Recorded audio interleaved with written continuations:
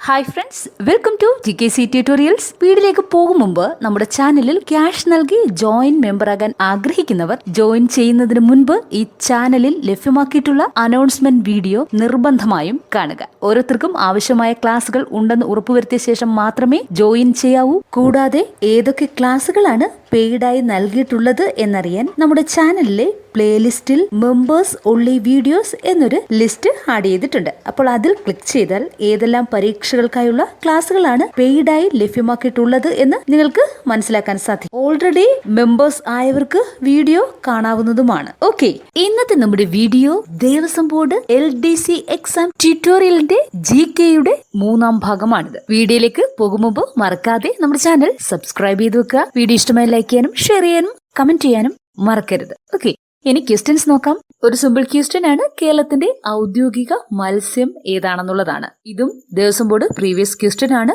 കേരളത്തിന്റെ ഔദ്യോഗിക മത്സ്യം കരിമീനാണ്. കേരളത്തിന്റെ ഔദ്യോഗിക മത്സ്യം കരിമീനാണ്. കരിമീനെ ഔദ്യോഗിക മത്സ്യമായി പ്രഖ്യാപിച്ച വർഷം 2010 ആണ്. അപ്പോൾ കരിമീന്റെ ശാസ്ത്രീയ നാമം എട്രോപ്ലസ് സുറേറ്റൻസിസ് എന്നാണ്. ഇതുമായി റിലേറ്റ് ചെയ്ത കുറച്ച് ഔദ്യോഗിക കാര്യങ്ങൾ കൂടി പറയാം. അതായത് കേരളത്തിന്റെ ഔദ്യോഗിക ഫലം ചക്കയാണ്, അതായത് ജാക്ക് ഫ്രൂട്ട്. ഇതിന്റെ ശാസ്ത്രീയ നാമം ആർട്ടോകാർപ്പസ് ഹെട്രോഫൈലസ് എന്നാണ്. അപ്പോൾ ചക്കയെ ഔദ്യോഗിക ഫലമായി പ്രഖ്യാപിച്ചത് 2018 കേരളത്തിന്റെ ഔദ്യോഗിക പുഷ്പം കണിക്കൊന്നയാണ്. ശാസ്ത്രീയ നാമം കാഷ്യസ് ഫിസ്റ്റുല. കേരളത്തിന്റെ ഔദ്യോഗിക വൃക്ഷം തെങ്ങാണ്, കൊക്കോസ് ന്യൂസിഫെറ. കേരളത്തിന്റെ ഔദ്യോഗിക പക്ഷി മലമുഴക്കി വേഴാമ്പലാണ്, ബ്യൂസറസ് ബൈക്കോർണിസ് എന്നാണ് ഇതിന്റെ ശാസ്ത്രീയ നാമം. കേരളത്തിന്റെ ഔദ്യോഗിക പക്ഷി മലമുഴക്കി വേഴാമ്പൽ. ശാസ്ത്രീയ നാമം ബ്യൂസറസ് ബൈക്കോർണിസ്. അതുപോലെ തന്നെ കേരളത്തിന്റെ ഔദ്യോഗിക ചിത്രശലഭം ബുദ്ധമയൂരിയാണ്. ഇതും പ്രീവിയസ് ക്വസ്റ്റ്യൻ ആണ്. ചിത്രശലഭത്തിന്റെ ശാസ്ത്രീയ നാമം പാപ്പിലിയോ ബുദ്ധ എന്നാണ്. അപ്പോൾ ഔദ്യോഗിക ചിത്രശലഭം ബുദ്ധമയൂരിയാണ്. ശാസ്ത്രീയ നാമം പാപ്പിലിയോ ബുദ്ധ. കേരളത്തിന്റെ ഔദ്യോഗിക മൃഗം ഇന്ത്യൻ ആനയാണ്, എലിഫസ് മാക്സിമസ് ഇൻഡിക്കസ്. അതാണ് അതിന്റെ ശാസ്ത്രീയ നാമം. കേരളത്തിന്റെ ഔദ്യോഗിക മൃഗം ഇന്ത്യൻ ആനയാണ്, എലിഫസ് മാക്സിമസ് ഇൻഡിക്കസ്. അപ്പോൾ ഇന്ത്യയുടെ ദേശീയ പൈതൃക ജീവിയും ആന തന്നെയാണ്. ഇന്ത്യയുടെ ദേശീയ പൈതൃക ജീവിയും ആനയാണ്. അപ്പോൾ ആനയെ ഇന്ത്യയുടെ ദേശീയ പൈതൃക ജീവിയെ പ്രഖ്യാപിച്ച വർഷം 2010 അതുപോലെ തന്നെ കേരളത്തെ കൂടാതെ കർണാടകയുടെയും ജാർഖണ്ഡിന്റെയും ഔദ്യോഗിക മൃഗം ആന തന്നെയാണ്. അപ്പോൾ കേരളത്തിന്റെ ഔദ്യോഗിക ജീവികളെ കുറിച്ച് ഒന്നുകൂടി പറഞ്ഞു തരാം. കേരളത്തിന്റെ ഔദ്യോഗിക മത്സ്യം കരിമീനാണ്. ശാസ്ത്രീയ നാമം എട്രോപ്ലസ് സുറേറ്റൻസിസ് എന്നാണ്. കേരളത്തിന്റെ ഔദ്യോഗിക ഫലം ചക്ക, ആർട്ടോകാർപ്പസ് ഹെട്രോഫൈലസ്. കേരളത്തിന്റെ ഔദ്യോഗിക മൃഗം ഇന്ത്യൻ ആന, എലിഫസ് മാക്സിമസ് ഇൻഡിക്കസ്. കേരളത്തിന്റെ ഔദ്യോഗിക പുഷ്പം കണിക്കൊന്ന. ശാസ്ത്രീയ നാമം കാഷ്യസ് ഫിസ്റ്റുല. കേരളത്തിന്റെ ഔദ്യോഗിക വൃക്ഷം തെങ്ങ്. ശാസ്ത്രീയ നാമം കൊക്കോസ് ന്യൂസിഫെറ. കേരളത്തിന്റെ ഔദ്യോഗിക പക്ഷി മലമുഴക്കി വേഴാമ്പൽ. ശാസ്ത്രീയ നാമം ബ്യൂസറസ് ബൈക്കോർണിസ്. കേരളത്തിന്റെ ഔദ്യോഗിക ചിത്രശലഭം ബുദ്ധമയൂരി. ശാസ്ത്രീയ നാമം പാപ്പിലിയോ ബുദ്ധ. ഇന്ത്യയുടെ ദേശീയ പൈതൃക ജീവി ആന. ആനയെ പൈതൃക ജീവിയെ പ്രഖ്യാപിച്ച വർഷം 2010. ഇനി കേരളത്തെ കൂടാതെ കർണാടകത്തിന്റെയും ജാർഖണ്ഡിന്റെയും ഔദ്യോഗിക മൃഗം ആന തന്നെയാണ്. ഓക്കെ, ഇനി നെക്സ്റ്റ് ക്വസ്റ്റ്യൻ. ന്യൂട്രോൺ ഇല്ലാത്ത മൂലകം ഏതാണ്? ദേവസ്വം ബോർഡിന്റെ തന്നെ പ്രീവിയസ് ക്വസ്റ്റ്യൻ ആണ്. ന്യൂട്രോൺ ഇല്ലാത്ത മൂലകം ഏതാണ്? അത് ഹൈഡ്രജൻ ആണ്. ന്യൂട്രോൺ ഇല്ലാത്ത മൂലകം ഹൈഡ്രജൻ. കലോറിക മൂല്യം ഏറ്റവും കൂടിയ ഇന്ധനം ഏതാണ്? കലോറിക മൂല്യം ഏറ്റവും കൂടിയ ഇന്ധനമാണ് ഹൈഡ്രജൻ. ഹൈഡ്രജന്റെ ഐസോട്ടോപ്പുകൾ പ്രോട്ടിയം, ഡ്യൂട്ടീരിയം, ട്രിഷ്യം ഇവയൊക്കെയാണ്. അപ്പോൾ പ്രോട്ടിയം, ഡ്യൂട്ടീരിയം, ട്രിഷ്യം എന്ന് കേട്ടാൽ അത് ഹൈഡ്രജന്റെ ഐസോട്ടോപ്പുകളാണ് എന്ന് മനസ്സിലാക്കിയിരിക്കണം. ഓക്കെ, അപ്പോൾ കലോറിക മൂല്യം ഏറ്റവും കൂടിയ ഇന്ധനമാണ് ഹൈഡ്രജൻ. ഹൈഡ്രജന്റെ ഐസോട്ടോപ്പുകൾ ഏതൊക്കെയാണ്? പ്രോട്ടിയം, ഡ്യൂട്ടീരിയം, ട്രിഷ്യം ഇവയൊക്കെയാണ്. അതുപോലെ തന്നെ സൂര്യനിലെയും നക്ഷത്രങ്ങളിലെയും മുഖ്യ ഘടകം കൂടിയാണ് ഹൈഡ്രജൻ. സൂര്യനിലെയും നക്ഷത്രങ്ങളിലെയും മുഖ്യ ഘടകം കൂടിയാണ് ഹൈഡ്രജൻ. ഹൈഡ്രജനുമായി ബന്ധപ്പെട്ട് പഠിച്ചിരിക്കേണ്ട മറ്റൊരു ക്വസ്റ്റ്യൻ, ഹൈഡ്രജൻ കണ്ടുപിടിച്ച ശാസ്ത്രജ്ഞൻ ഹെൻറി കാവൻഡിഷ് ആണ്. ഹെൻറി കാവൻഡിഷ് ആണ് ഹൈഡ്രജൻ കണ്ടുപിടിച്ചത്. ഇത് 1766 ഹൈഡ്രജനും ഓക്സിജനും ആ പേര് നൽകിയത് അന്റോയിൽ ലവോസിയയാണ്. അപ്പോൾ അന്റോയിൽ ലവോസിയയാണ് ഹൈഡ്രജനും ഓക്സിജനും ആ പേര് നൽകിയത്. ഹൈഡ്രജൻ എന്ന വാക്കിന്റെ അർത്ഥം ജലം ഉൽപ്പാദിപ്പിക്കുന്നത് എന്നാണ്. ഹൈഡ്രജൻ എന്ന വാക്കിന്റെ അർത്ഥം എന്താണ്? ജലം ഉൽപ്പാദിപ്പിക്കുന്നത്. അതുപോലെ തന്നെ ഓക്സിജൻ എന്ന വാക്കിന്റെ അർത്ഥം ആസിഡ് ഉണ്ടാക്കുന്നത് എന്നാണ്. ഓക്സിജൻ എന്ന വാക്കിന്റെ അർത്ഥം ആസിഡ് ഉണ്ടാക്കുന്നത് എന്നാണ്. ഹൈഡ്രജൻ എന്ന വാക്കിന്റെ അർത്ഥം ജലം ഉൽപ്പാദിപ്പിക്കുന്നത് എന്നാണ്. ഒന്നുകൂടി പറയാം. ന്യൂട്രോൺ ഇല്ലാത്ത മൂലകമാണ് ഹൈഡ്രജൻ. കലോറിക മൂല്യം ഏറ്റവും കൂടിയ ഇന്ധനമാണ് ഹൈഡ്രജൻ. സൂര്യനിലെയും നക്ഷത്രങ്ങളിലെയും മുഖ്യ ഘടകം കൂടിയാണ് ഹൈഡ്രജൻ. ഇത് കണ്ടുപിടിച്ചത് ഹെൻറി കാവൻഡിഷ് ആണ്. ഹൈഡ്രജനും ഓക്സിജനും ആ പേര് നൽകിയത് ആൻഡോയിൽ ലവോസിയയാണ്. ഹൈഡ്രജൻ എന്ന വാക്കിന്റെ അർത്ഥം ജലം ഉൽപ്പാദിപ്പിക്കുന്നത് എന്നാണ്. ഓക്സിജൻ എന്ന വാക്കിന്റെ അർത്ഥം ആസിഡ് ഉണ്ടാക്കുന്നത് എന്നാണ്. പിന്നീട് പറഞ്ഞത് ഹൈഡ്രജന്റെ ഐസോട്ടോപ്പുകൾ പ്രോട്ടിയം, ഡ്യൂട്ടീരിയം, ട്രിഷ്യം ഇവയൊക്കെയാണ്. ഇത്രയും കാര്യങ്ങളാണ് ഹൈഡ്രജനുമായി ബന്ധപ്പെട്ട് പഠിച്ചിരിക്കേണ്ട ഇമ്പോർട്ടന്റ് ക്വസ്റ്റ്യൻസ്. ഓക്കെ, ഇനി നെക്സ്റ്റ്, അന്തരീക്ഷ വായുവിലെ പ്രധാന വാതകം ഏതാണ്? അന്തരീക്ഷ വായുവിലെ പ്രധാന വാതകം ഏതാണ്? അത് നൈട്രജൻ ആണ്. രണ്ടാം സ്ഥാനം ഓക്സിജൻ ആണ്. അന്തരീക്ഷ വായുവിലെ പ്രധാന വാതകം നൈട്രജൻ, രണ്ടാം സ്ഥാനം ഓക്സിജൻ. എന്നാൽ ഭൂവൽക്കത്തിൽ കൂടുതലായി കാണപ്പെടുന്നത് ഓക്സിജൻ ആണ്. അപ്പോൾ അന്തരീക്ഷ വായുവിൽ ഏറ്റവും കൂടുതലായി കാണപ്പെടുന്ന വാതകം നൈട്രജൻ ആണ്. ഭൂവൽക്കത്തിൽ ഏറ്റവും കൂടുതലായി കാണപ്പെടുന്ന വാതകം ഓക്സിജൻ ആണ്. ഓസോൺ കൂടുതലായി കാണപ്പെടുന്ന അന്തരീക്ഷ പാളി ഏതാണ്? ഓസോൺ കൂടുതലായി കാണപ്പെടുന്ന അന്തരീക്ഷ പാളി ഏതാണ്? സ്ട്രാറ്റോസ്ഫിയർ. ഇതെല്ലാം തന്നെ ഇമ്പോർട്ടന്റ് ക്വസ്റ്റ്യൻസ് ആണ്. ഓസോൺ കൂടുതലായി കാണപ്പെടുന്ന അന്തരീക്ഷ പാളി സ്ട്രാറ്റോസ്ഫിയർ. ഇനി നെക്സ്റ്റ് ദേവസ്വം ബോർഡിന്റെ തന്നെ പ്രീവിയസ് ക്വസ്റ്റ്യൻ ആണ്. അതായത് ഓസോൺ സുഷിരം ഉണ്ടാകാൻ കാരണമാകുന്ന രാസസംയുക്തം ഏതാണ്? ഈ ക്വസ്റ്റ്യൻ മറ്റു രീതിയിൽ ചോദിക്കാം. ഓസോൺ പാളിയുടെ ശോഷണത്തിന് കാരണമാകുന്ന സംയുക്തം ഏതാണ്?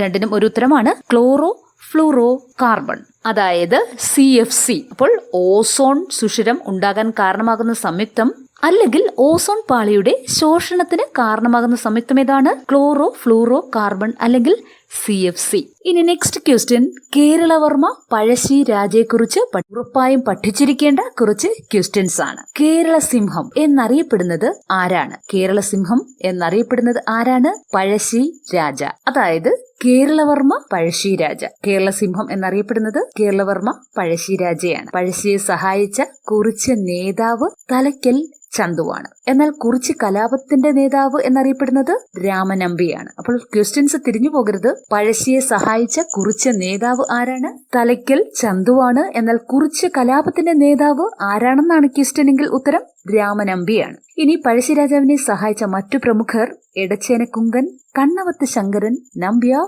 കൈതേരി അമ്പു മുതലായവരാണ്. നെക്സ്റ്റ് ക്വസ്റ്റ്യൻ, പഴശ്ശി രാജയെ കേരള സിംഹം എന്ന് വിശേഷിപ്പിച്ചത് ആരാണ്? പഴശ്ശി രാജയെ കേരള സിംഹം എന്ന് വിശേഷിപ്പിച്ചത് സർദാർ KM പണിക്കരാണ്. അതുപോലെ തന്നെ കേരള സിംഹം എന്ന ചരിത്ര നോവൽ രചിച്ചതും KM പണിക്കരാണ്. ഇത് 1941 അപ്പോൾ പഴശ്ശി രാജയെ കേരള സിംഹം എന്ന് വിശേഷിപ്പിച്ചതും അദ്ദേഹത്തെക്കുറിച്ച് കേരള സിംഹം എന്ന ചരിത്ര നോവൽ രചിച്ചതും KM പണിക്കറാണ്. പഴശ്ശി സമരങ്ങളുടെ വേദി എന്നറിയപ്പെടുന്നത് എവിടെയാണ്? പഴശ്ശി സമരങ്ങളുടെ വേദി എന്നറിയപ്പെടുന്നത് തലശ്ശേരി താലൂക്കിലെ പുരളിമലയാണ്.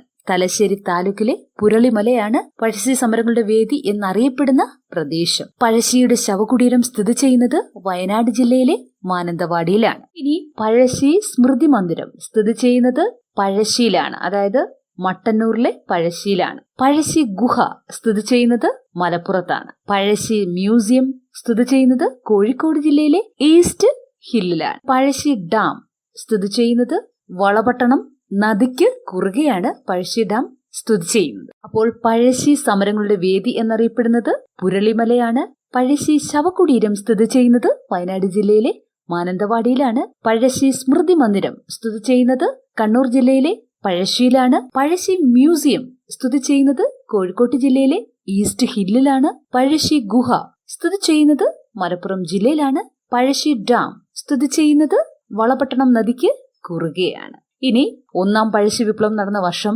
1793 മുതൽ 1797 വരെയാണ്. എന്നാൽ രണ്ടാം പഴശ്ശി വിപ്ലവം നടന്നത് 1800 മുതൽ 1805 വരെയായിരുന്നു. ഒന്നാം പഴശ്ശി വിപ്ലവം 1793 to 1797. രണ്ടാം പഴശ്ശി വിപ്ലവം 1800 to 1805. നെക്സ്റ്റ്, ദേശീയ മനുഷ്യാവകാശ സംരക്ഷണ നിയമം നിലവിൽ വന്നത് എന്നാണ്.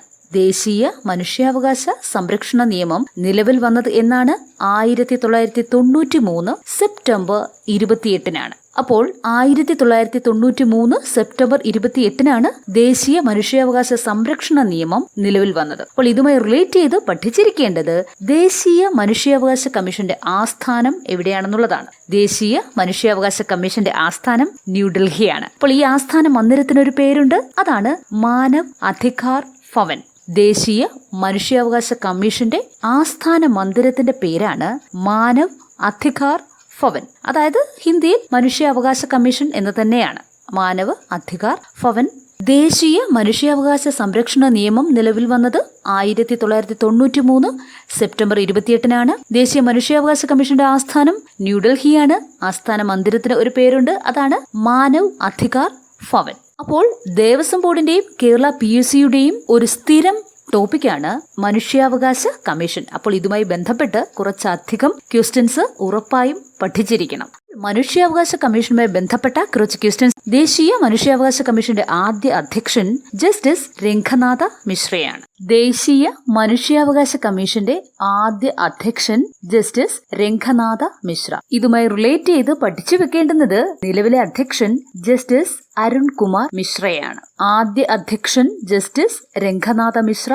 2022 അധ്യക്ഷൻ ജസ്റ്റിസ് അരുൺ കുമാർ മിശ്ര. ഇതുമായി റിലേറ്റ് ചെയ്ത മറ്റൊരു ക്വസ്റ്റ്യൻ, ദേശീയ മനുഷ്യാവകാശ കമ്മീഷന്റെ അധ്യക്ഷനായ ആദ്യ മലയാളി ആരാണെന്നുള്ളത്. അപ്പോൾ ജസ്റ്റിസ് KG ബാലകൃഷ്ണനാണ് ദേശീയ മനുഷ്യാവകാശ കമ്മീഷനിൽ അധ്യക്ഷനായ ആദ്യത്തെ മലയാളി. അതുപോലെ തന്നെ പഠിച്ചിരിക്കേണ്ട മറ്റൊരു ക്വസ്റ്റ്യൻ, ദേശീയ മനുഷ്യാവകാശ കമ്മീഷനിൽ അംഗമായ ആദ്യത്തെ വനിതയും ആദ്യത്തെ മലയാളിയും ആരാണ്? അപ്പോൾ ആദ്യത്തെ വനിതയും ആദ്യത്തെ മലയാളിയും ജസ്റ്റിസ് M ഫാത്തിമ ബീവിയാണ്. ദേശീയ മനുഷ്യാവകാശ കമ്മീഷനിലെയും സംസ്ഥാന മനുഷ്യാവകാശ കമ്മീഷനിലെയും ചെയർമാൻ, അംഗങ്ങൾ എന്നിവരുടെ കാലാവധി 3 വർഷമായിരിക്കും, അഥവാ 70 വയസ്സ് വരെ ആയിരിക്കും. അപ്പോൾ ഇവയൊക്കെ ചോദിക്കാവുന്നതാണ്. അപ്പോൾ ദേശീയ മനുഷ്യാവകാശ കമ്മീഷനെ കുറിച്ച് ഇതുവരെ പറഞ്ഞ കാര്യങ്ങൾ ഒന്നുകൂടി പറയാം.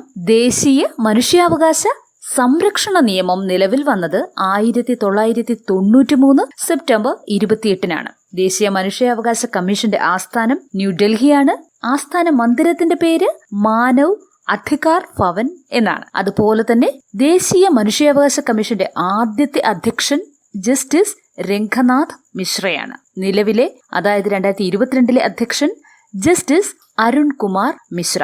അതുപോലെ തന്നെ ദേശീയ മനുഷ്യാവകാശ കമ്മീഷനിലെ അധ്യക്ഷനായ ആദ്യത്തെ മലയാളി ജസ്റ്റിസ് KG ബാലകൃഷ്ണനാണ്. മനുഷ്യാവകാശ കമ്മീഷനിൽ അംഗമായ ആദ്യത്തെ വനിതയും ആദ്യത്തെ മലയാളിയും ജസ്റ്റിസ് M ഫാത്തിമ ബീവിയാണ്. ദേശീയ മനുഷ്യാവകാശ കമ്മീഷനിലെയും സംസ്ഥാന മനുഷ്യാവകാശ കമ്മീഷനിലെയും ചെയർമാന്റെയും അംഗങ്ങളുടെയും കാലാവധി എന്നത് 3 വർഷമാണ്, അല്ലെങ്കിൽ 70 വയസ്സ് വരെയാണ്. ഇത്രയും കാര്യങ്ങളാണ് ഇതുവരെ പറഞ്ഞത്. ഇനി ദേശീയ മനുഷ്യാവകാശ കമ്മീഷനെ കുറിച്ച് പഠിക്കുമ്പോൾ തന്നെ സംസ്ഥാന മനുഷ്യാവകാശ കമ്മീഷനെ കുറിച്ച് കൂടി പഠിച്ചിരിക്കണം. അപ്പോൾ സംസ്ഥാന മനുഷ്യാവകാശ കമ്മീഷൻ നിലവിൽ വന്നത് 1998 ഡിസംബർ 11-നാണ്. അപ്പോൾ സംസ്ഥാന മനുഷ്യാവകാശ കമ്മീഷൻ നിലവിൽ വന്നത് എന്നാണ് 1998 ഡിസംബർ 11-നാണ്. സംസ്ഥാന മനുഷ്യാവകാശ കമ്മീഷന്റെ ആദ്യത്തെ അധ്യക്ഷൻ MM പരീത് പിള്ളയായിരുന്നു. നിലവിൽ, അതായത് 2022 സംസ്ഥാന മനുഷ്യാവകാശ കമ്മീഷന്റെ അധ്യക്ഷൻ ജസ്റ്റിസ് ആന്റണി ഡൊമിനിക്കാണ്. അപ്പോൾ സംസ്ഥാന മനുഷ്യാവകാശ കമ്മീഷൻ നിലവിൽ വന്നത് 1998 ഡിസംബർ 11-നാണ്. സംസ്ഥാന മനുഷ്യാവകാശ കമ്മീഷന്റെ ആദ്യത്തെ അധ്യക്ഷൻ MM പരീത് പിള്ളയാണ്. നിലവിൽ 2022 സംസ്ഥാന മനുഷ്യാവകാശ കമ്മീഷൻ അധ്യക്ഷൻ ജസ്റ്റിസ് ആന്റണി ഡൊമിനിക്കാണ്. ഓക്കെ, ഇത്രയും കാര്യങ്ങൾ ക്ലിയർ ആയെന്ന് വിചാരിക്കുന്നു. ഇനി നെക്സ്റ്റ്, ഇന്ത്യയിലെ നീളം കൂടിയ ദേശീയ പാതയാണ് NH44. NH44 ഇന്ത്യയിലെ ഏറ്റവും നീളം കൂടിയ ദേശീയ പാത, അല്ലെങ്കിൽ നാഷണൽ ഹൈവേ. കാശ്മീർ മുതൽ കന്യാകുമാരി വരെയുള്ള ദേശീയപാതയാണ് NH44. അതുപോലെ തന്നെ കേരളത്തിലെ ഏറ്റവും നീളം കൂടിയ ദേശീയപാത NH66 ഇത് തലപ്പാടി മുതൽ കളിയിക്കാവിള വരെയുള്ള ദേശീയപാതയാണ്. കേരളത്തിലെ തന്നെ ഏറ്റവും നീളം കൂടിയ രണ്ടാമത്തെ ദേശീയപാത NH183 ഇത് കുമളി മുതൽ കൊട്ടാരക്കര വരെയുള്ള ദേശീയപാതയാണ്. ഇനി കേരളത്തിലെ ഏറ്റവും നീളം കുറഞ്ഞ ദേശീയപാത NH 966B ആണ്. ഇത് കുണ്ടന്നൂർ മുതൽ വെല്ലിംഗ്ടൺ ദ്വീപ് വരെയുള്ളതാണ്. അപ്പോൾ ഇന്ത്യയിലെ ഏറ്റവും നീളം കൂടിയ ദേശീയപാത ഏതാണ്? NH 44 ആണ്. അത് കാശ്മീർ മുതൽ കന്യാകുമാരി വരെയുള്ള നാഷണൽ ഹൈവേ ആണ്. കേരളത്തിലെ ഏറ്റവും നീളം കൂടിയ ദേശീയപാത NH 66 ആണ്. ഇത് തലപ്പാടി മുതൽ കളിയിക്കാവിള വരെയുള്ള ദേശീയപാതയാണ്. കേരളത്തിലെ ഏറ്റവും നീളം കൂടിയ രണ്ടാമത്തെ നാഷണൽ ഹൈവേ NH 183 ആണ്. ഇത് കുമളി മുതൽ കൊട്ടാരക്കര വരെയുള്ളതാണ്. ഇനി കേരളത്തിലെ തന്നെ ഏറ്റവും നീളം കുറഞ്ഞ ദേശീയപാത NH 966B ആണ്. ഇത് കുണ്ടന്നൂർ മുതൽ വെല്ലിംഗ്ടൺ ഐലൻഡ് വരെയുള്ളതാണ്. ഓക്കെ, ദേശീയ ജലപാതയെക്കുറിച്ച് കൂടി പറഞ്ഞു തരാം. ദേശീയ ജലപാത 1 എന്ന് പറയുന്നത് ഗംഗാ നദിയിലൂടെയുള്ളതാണ്. ഗംഗാ നദിയിലൂടെയുള്ള ജലപാതയാണ് ജലപാത 1 എന്ന് അറിയപ്പെടുന്നത്. അതായത് അലഹബാദ് മുതൽ ഹാൽദിയ വരെയുള്ളത്. ദേശീയ ജലപാത 2 എന്നത് ബ്രഹ്മപുത്ര നദിയിലൂടെയുള്ളതാണ്. അതായത് സദിയ മുതൽ ധൂബ്രി വരെയുള്ളതാണ് ദേശീയ ജലപാത 2. ദേശീയ ജലപാത 3 പശ്ചിമ തീര കനാൽ എന്നും അറിയപ്പെടുന്നു. ഇനി കേരളത്തിലെ ഏറ്റവും പ്രധാനപ്പെട്ട ദേശീയ ജലപാത ഏതാണെന്നുള്ള ക്വസ്റ്റ്യൻ മുൻപ് ചോദിച്ചിട്ടുള്ള ഒരു റിപ്പീറ്റഡ് ക്വസ്റ്റ്യൻ ആണ്. കേരളത്തിലെ പ്രധാനപ്പെട്ട ദേശീയ ജലപാത ഏതാണെന്നുള്ളത്. അപ്പോൾ ദേശീയ ജലപാത 3 കൊല്ലം കോട്ടപ്പുറം ജലപാതയാണ് കേരളത്തിലെ പ്രധാനപ്പെട്ട ദേശീയ ജലപാത. കൊല്ലം കോട്ടപ്പുറം ജലപാത. അപ്പോൾ ദേശീയ ജലപാത 1 എന്ന് പറയുന്നത് ഗംഗാ നദിയിലൂടെയുള്ള ജലപാതയാണ്. അതായത് അലഹബാദ് മുതൽ ഹാൽദിയ വരെയുള്ളത്. ദേശീയ ജലപാത 2 എന്നത് ബ്രഹ്മപുത്ര നദിയിലൂടെയുള്ളതാണ്. അതായത് സദിയ മുതൽ ധൂബ്രി വരെ ഉള്ളത്. ദേശീയ ജലപാത 3 എന്നത് പശ്ചിമ തീര കനാൽ എന്നും അറിയപ്പെടുന്നു. അല്ലെങ്കിൽ പശ്ചിമ തീര കനാലിലൂടെയുള്ളതാണ് ദേശീയ ജലപാത 3. ഇനി കേരളത്തിലെ ഏറ്റവും പ്രധാനപ്പെട്ട ദേശീയ ജലപാത എന്നത് ദേശീയ ജലപാത 3 കൊല്ലം കോട്ടപ്പുറം ജലപാതയാണ്. Okay friends, this is all for today. ഈ വീഡിയോ നിങ്ങൾക്ക് വളരെയധികം യൂസ്ഫുൾ ആയെന്ന് തന്നെ വിചാരിക്കുന്നു. വീഡിയോ ഇഷ്ടമായാൽ മറക്കാതെ ലൈക്ക് ചെയ്യുക, കമൻറ്റ് ചെയ്യുക. ഇതുവരെ നമ്മുടെ ചാനൽ സബ്സ്ക്രൈബ് ചെയ്ത് കാണുന്നുണ്ടെങ്കിൽ മറക്കാതെ സബ്സ്ക്രൈബ് ചെയ്യുക, സപ്പോർട്ട് ചെയ്യുക. See the next video. Thank you for watching.